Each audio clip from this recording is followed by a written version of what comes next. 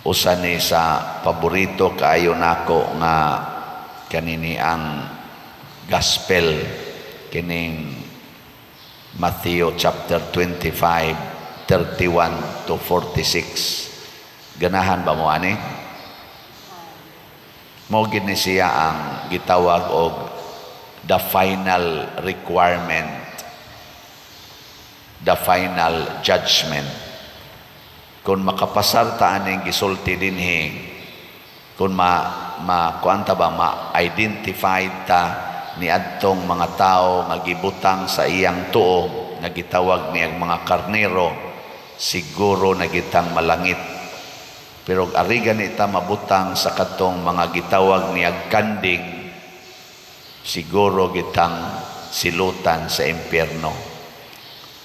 Gilingay mong tupad.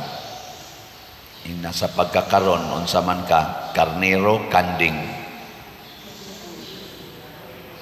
Ang wa mulingi, kanding.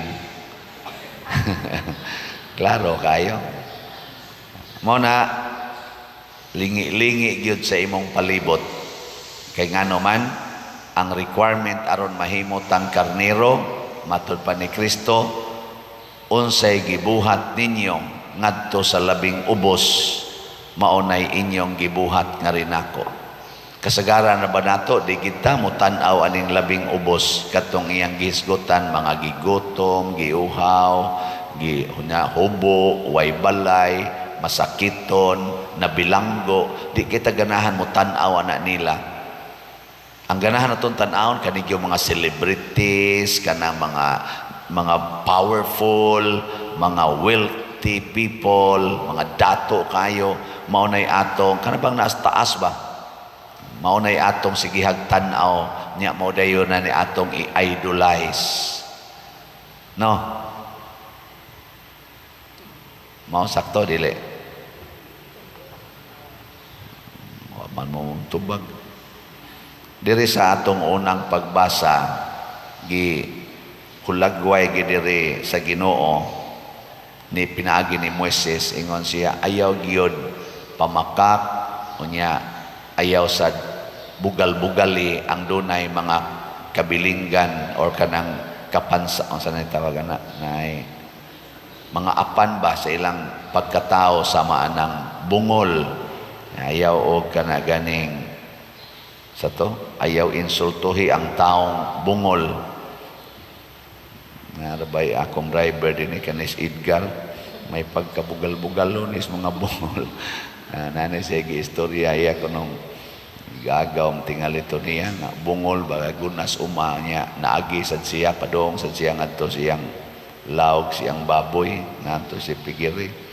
Pag ingon niya nga kana ganing sulti ko no siya nga umusta man imong uma, sa tiyang giso murag nang umusta siya niya ang gitubag lain ba, ingon ko no nga kana ganing gahi kayo ang kuanoy kaning yuta way uwan, ingon din siya lain magitubag siya ay bungol man din siya, sige magbinungolay usata, iya dayong gibutang iyang karga niya, ang iyang giistorya partig baboy, ang istorya tungo sa partig uma. Magmaminaw murag buang ba, ayaw jud kuno naghimua sa taong dunay apan or naay dipikto kana sa kunong buta, ayaw alihi ang agianan. Pero nabali man to ako nakitaan diya dapit sa may kanang SSS sa una ba, amot SSS mangyapon nagkaron kanang sidewalk diha nga gadanghag sa tong estudyanteng babae nga ang buta galakaw gadag sungkod sige gana ba, sige ana nga nilabang siya ni cross siya sa buta nga gauna mang sungkod sa buta, di nababag siyang tiil, siya mo inatumba way sa ang buta ato. Kaya gaan naman niya ang katong kon tanaw ra mas unahan niya, layo-layo ra mang buta di ang iyang tanaw nga makalabang ra gid siya sa atubangan sa buta, yang buta kay gauna mang sungkod gaana nababag siyang tiil perti pagkatumba. Wa man sa noon maapil diri nga kamong mga buta tanawa nang moagi Ang kadtong nakakita mo iwa magtanaw sa buta.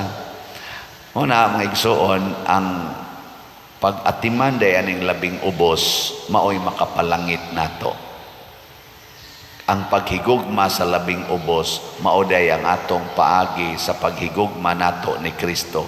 Kay si Kristo iya gyung gibutang ang iyang kaugalingon dinhis kalibutan nganha sa mga taong ubos, kabos ug mga sinalikway. Sige, lingiay mong tupad. Ning nakinsay mas ubos nato. Ina ba? Nakinsay mas ubos nato. Nya moingon gani siya, ako ubos-ubos ko. Tanawa dayon og kinsay mas dunay kwarta ninyo. Sa to pa kaning mas kwartahan, maogi mo atiman sa way kwarta. Kaning healthy, maogi mo atiman sa masakiton. Ang kaning bright, maogi mo respeto sa mga bugo. Kining gwapa, maogi mo respeto sa mga batignaong. Kay ubos man na siya. Na kaning mga tag-as ug height, maogi mo respeto sa mga putot, no? Ang kaning mga dagkog ranggo, samaan ng mga presidente, senador, congressman, nga rin nagis gobernador, mayor, hangtod nagis barangay kapitan, mga barangay konsihal, kamogi mo respeto aning mga way ranggo nga mga lumulupyo sa atong nasod. Di ba? Nya kung di gani mo mo respeto sa labing ubos, mahimo na mong mga kanding. Ang pari, hay may mas ubos, pari o parisyoner? Ha?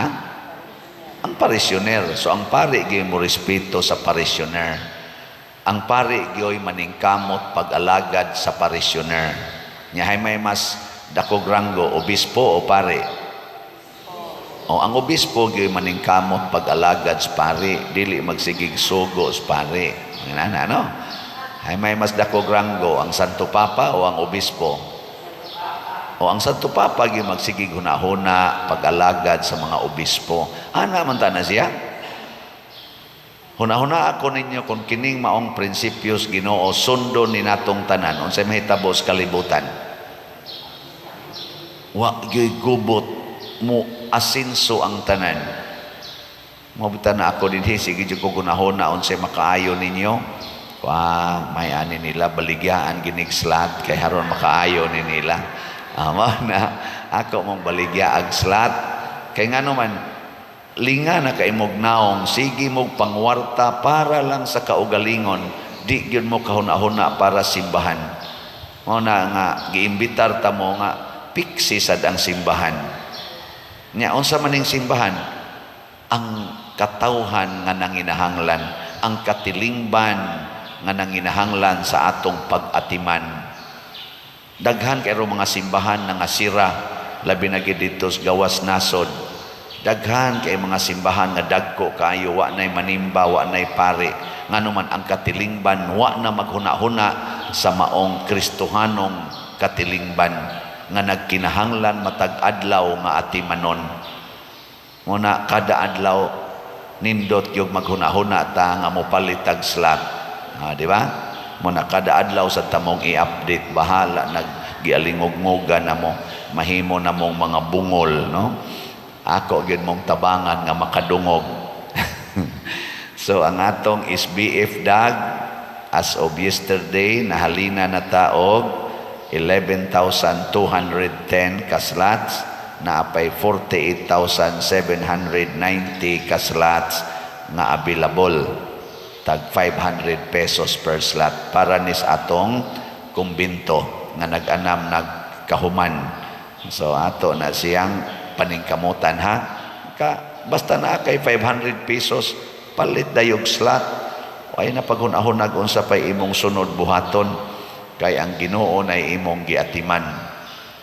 Nya ang ato sang special slot para sa atong Holy Week o sa atong Fiesta celebrations na itay Divine Cleansing, Healing and Strength, DCHS, tag 200 pesos.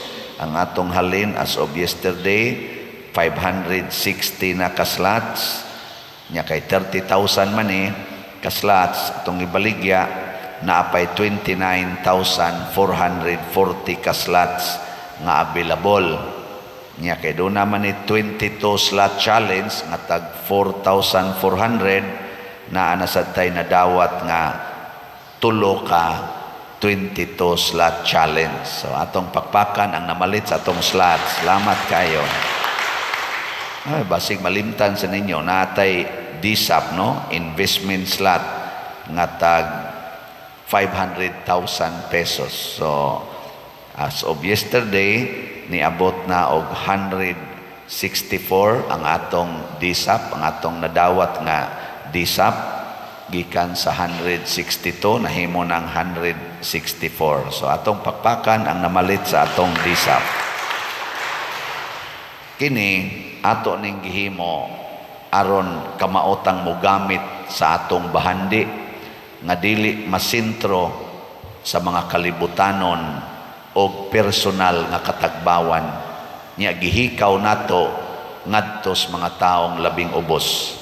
Makapahimo gina natong kanding. Nya kun ato sa ning gamiton para sa mga katawhan nga nanginahanglan dinhi sa simbahan o sa inyong mga silingan, mahimo sad mong mga karnero. Pananglitan ang imong anak ni Suyop.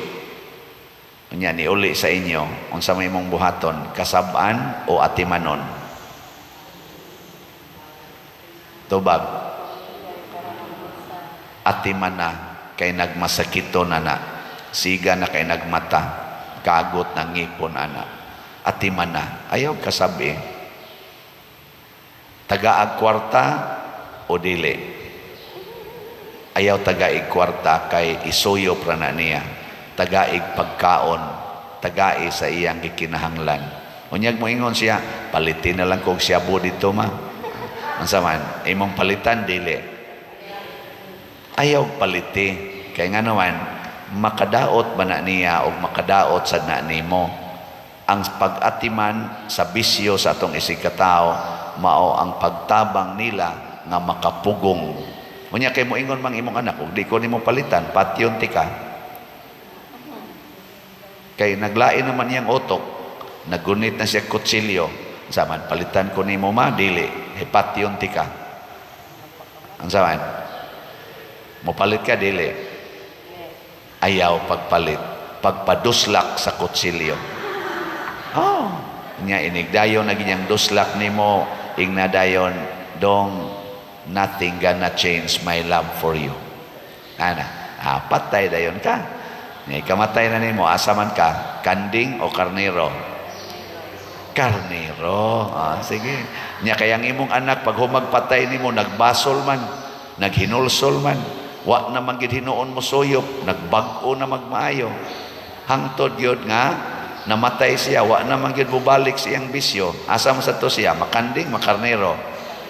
Karnero. So dunay panahon nga ang kanding mahimong karnero kun ato lang yung pakamatyan. Mo nang gibuhat ni Kristo, nagpakamatay para nato aron mahimo tang mga karnero.